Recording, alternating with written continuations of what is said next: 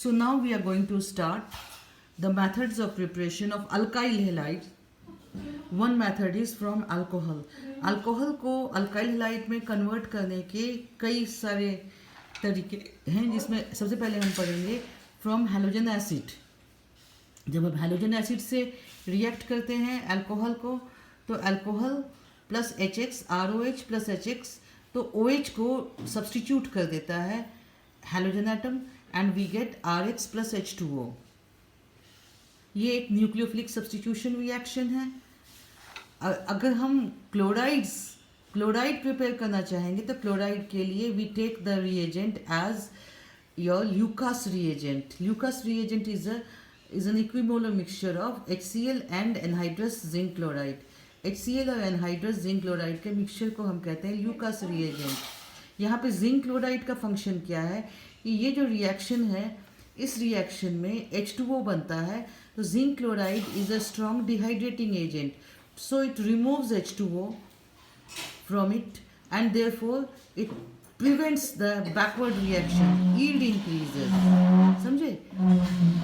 जब ली चैटलियर्स प्रिंसिपल के हिसाब से अगर हम प्रोडक्ट्स में से किसी एक सब्सटेंस को रिमूव कर देंगे तो reaction will take place more and more in forward direction, giving greater yield of the product.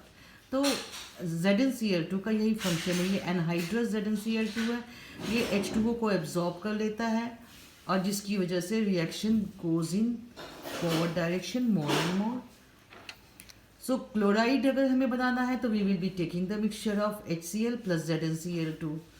अब अगर हमें ब्रोमाइड बनाना है तो दो तरीके हैं.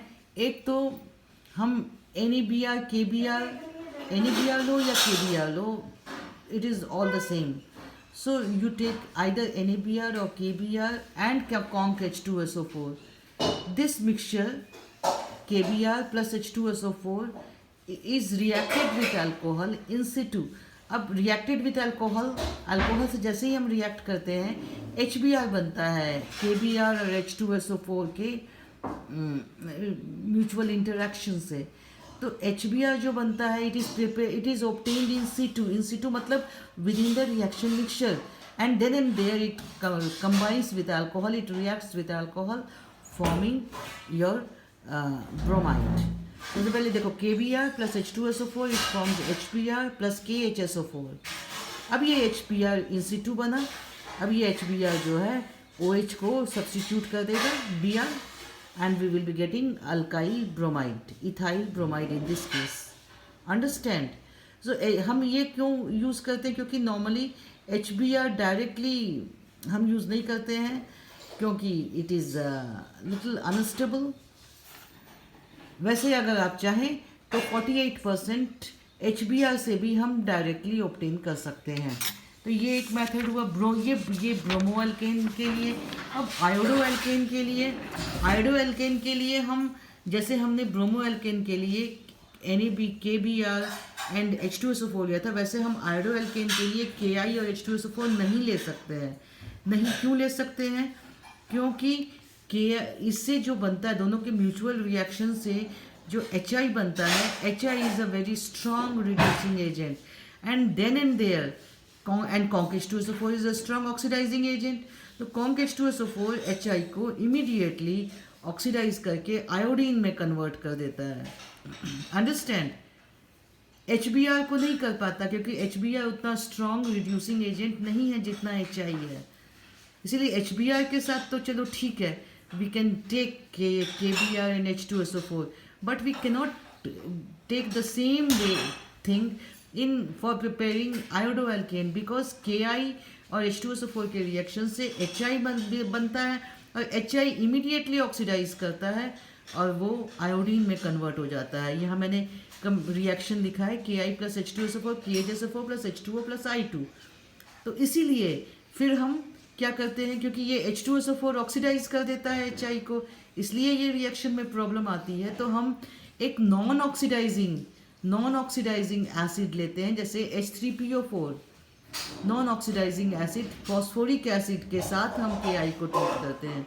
तो फॉस्फोरिक एसिड के साथ जब हम Ki को ट्रीट करते हैं तो फिर कोई खतरा नहीं होता है HI को ऑक्सीडाइज होने के लिए, क्योंकि फॉस्फोरिक एसिड नॉन ऑक्सीडाइजिंग है, एंड HI फिर तुम्हारा C2H5OH से रिएक्ट करके C2H5I बनाता है. So this is how iodoalkane is prepared. और अगर दूसरा तरीका है कि डायरेक्टली HI आप हाइड्रो आयोडिक एसिड यूज कीजिए, conc hydroiodic acid, but this is a more convenient method. अब क्या है कि इसमें अब ऑर्डर ऑफ रिएक्टिविटी को अगर हम डिस्कस करें तो ऑर्डर ऑफ रिएक्टिविटी अल्कोहल्स की होती है 3 डिग्री अल्कोहल मोस्ट रिएक्टिव है, then 2 degree and then 1 degree. इसके पीछे मैंने रीज़न भी दिया है अल्कोहल के लिए, कि रीज़न क्या है कि रिएक्टिविटी डिपेंड करती है अल्कोहल की कि कार्बन हाइड्रोजन, कार्बन और OH के बीच का जो बॉन्ड है ये कितना इजीली क्लीव करता है, कितना इजीली ब्रेक करता है.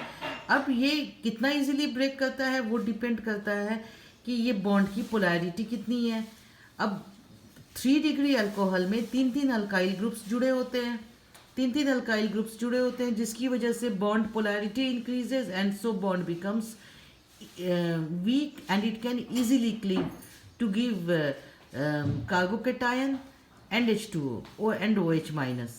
ऑलराइट, सो इस तरीके से 3 degree alcohol becomes the most reactive, क्योंकि उसमें 3 अल्काइल ग्रुप्स जुड़े हुए हैं. इनका प्लस आई इफेक्ट की वजह से बॉन्ड पोलैरिटी इंक्रीज कर जाती है. 2 डिग्री में बॉन्ड पोलैरिटी थोड़ी कम होती है एंड 1 डिग्री में सबसे कम होती है, इसलिए 3 degree alcohol most readily gives this reaction. And ये तो हुआ तुम्हारा अल्कोहल का. अब अगर हम एसिड का देखें तो HI is most reactive, then HBr and then HCl. Again here also the reason is that HI easily cleaves. मैंने रीजन दिया हुआ है. Bond dissociation energy of HI is the least. HI most easily cleaves to give H plus and I minus, and then next is HBr and HCl. Bond dissociation energy increases in this order and therefore reactivity decreases in this order. जितना ज़्यादा bond weak होगा उतना ज़्यादा reactive होगा कोई भी substance. So this is one way of obtaining of converting alcohol into halide.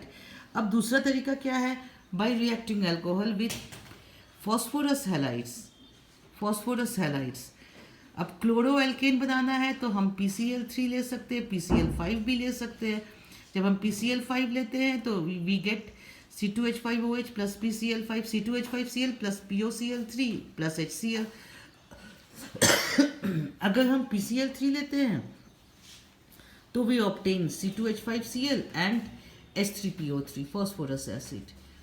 Bromo alkene बनाने के लिए या आयोडो एल्केन बनाने के लिए हम डायरेक्टली PBr3 या PI3 नहीं लेते हैं क्योंकि दे आर अनस्टेबल. हम इनको इंसिटू ऑब्टेन करते हैं PBr3 एंड PI. कैसे इंसिटू ऑब्टेन करते हैं? We take the mixture of red phosphorus and bromine. Red phosphorus bromine के रिएक्शन से अपने आप PBr3 प्रोड्यूस होगा. या फिर आयोडो एल्केन लेना है तो we will be taking red phosphorus and iodine, the two will react to give PI3. So इस तरीके से मैंने रिएक्शन भी दिया है PBr3 and then C2H5OH plus PBr3 it gives C2H5Br plus H3PO3. वैसे ही PI3 का रिएक्शन भी इसी तरीके से होता है. सो ये हुआ आपका फॉस्फोरस हैलाइड से रिएक्ट करके अल्काइल हैलाइड बनाने का. और अब तीसरा तरीका क्या है कि by reacting alcohol with thionyl chloride. ये पर्टिकुलरली क्लोरो एल्केन बनाने के लिए है, थायोनिल क्लोराइड. तो थायोनिल क्लोराइड से जब हम रिएक्ट करते हैं तो we get C2H5Cl plus SO2 plus HCl. अब SO2 और HCl दोनों गैसियस है जिसकी वजह से दोनों स्केप आउट कर जाते हैं, उड़ जाते हैं, वेपोराइज कर जाते हैं. तो हमें प्योर C2H5Cl मिलता है, साइड प्रोडक्ट्स मिलते नहीं हैं. इसलिए ये रिएक्शन जो है, this reaction is much more beneficial, much more preferred for preparing chloroalkane than using your phosphorus chloride PCl3 or PCl5. This is a much better. इस पे क्वेश्चन आता है बोर्ड में. So today we will be discussing these three methods. Next day हम पढ़ेंगे other methods.